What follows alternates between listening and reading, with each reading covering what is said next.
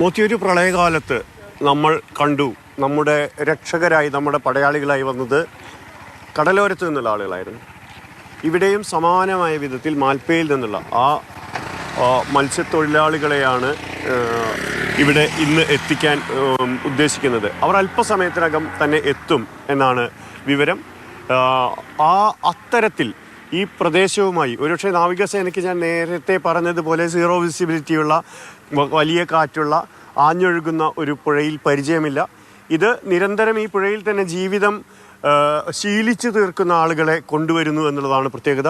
അവരുടെ നാട്ടറിവുകൾ മാൽപ്പയിലെ ഈ നദികളിൽ, ഉദ്യാവര അടക്കമുള്ള നദികളിൽ, ശരാവതി അടക്കമുള്ള ഈ മേഖലയിലെ നദികളിൽ നിരന്തരം ജീവിക്കുന്ന ആളുകളെ അവരെ കൊണ്ടുവരുന്നു. അവർക്ക് ഈ കുത്തൊഴുക്ക് പരിചിതമാണ്.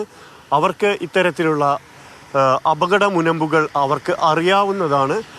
ആ വിധത്തിൽ അത് അന്വേഷിച്ച് അല്പസമയത്തിനകം അവരെത്തും. പ്രത്യേകിച്ചും ഈ അവലോകന യോഗത്തിന് ശേഷം മാത്രമേ അവരെ എങ്ങനെ ഉപയോഗിക്കണം, ഈ നദിയിലേക്ക് ഇറക്കണം എന്ന കാര്യത്തിൽ തീരുമാനമാവൂ.